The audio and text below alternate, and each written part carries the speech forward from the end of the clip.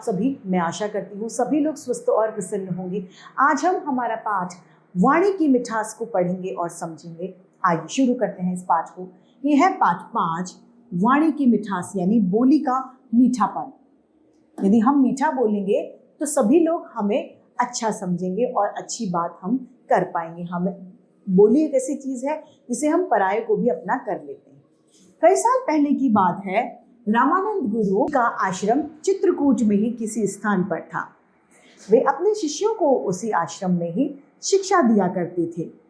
एक दिन गुरुजी ने अपने शिष्यों की बुद्धि की परीक्षा लेने के लिए सभी शिष्यों को एक साथ बुलवाया और कहा कि मैं आपकी परीक्षा लेना चाहता हूँ।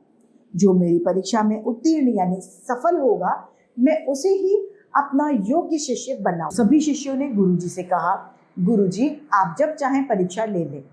गुरुजी ने एक दिन सभी शिष्यों को अपने पास बुलाकर कहा, तुम्हारी परीक्षा का समय आ गया है। तुम्हें 2 घंटे के अंदर अंदर मेरे प्रश्न यानी सवालों के उत्तर देना है। शिष्यों ने पूछा, गुरुजी प्रश्न क्या है? गुरुजी ने प्रश्न किया, यह बताओ सबसे मीठा क्या? प्रश्न सुनकर सभी शिष्य बड़े खुश हुए। सभी को प्रश्न बिल्कुल आसान लगा। शिष्यों ने अपने अपने मन में बहुत सारी मीठी मीठी वस्तुओं का नाम सोच रखा, लेकिन वे सब ये भी सोच रहे थे कि कहीं ऐसा ना हो जाए कि वो चीज़ कहीं बताएं और दूसरों की चीज़ उससे ज़्यादा मीठी हो। इसीलिए सभी शिष्य मीठी से मीठी चीज़ की खोज में निकल पड़े। एक शिष्य ईख के खेत में पहुंचा। उसने गन्ना तोड़कर चूसा तो वह उसे अधिक मीठा लगा। वह दौड़कर गुरुजी के पास गया और कहा, सबसे मीठी चीज तो गन्ना है। दूसरा शिष्य गुड़ लेकर आया और बोला, गुरुजी गुड़ सबसे अधिक मीठा है। तीसरा शिष्य एक प्याले में शहद लेकर आया और कहता है, ये शहद बहुत मीठा है। चौथा शिष्य एक हलवाई की दुकान से रसगुल्ला लेकर आया और बोला, इसमें सबसे ज्यादा मिठास है। इसी प्रकार सभी शिष्य अपनी अपनी समझ से मीठी मीठी चीजें लेकर आए और सभी अपनी अपनी चीजों को सबसे अधिक मीठा बताने में लग गए। यहाँ पर होड़ लग गई कि मेरी चीज मीठी है, मेरी चीज मीठी।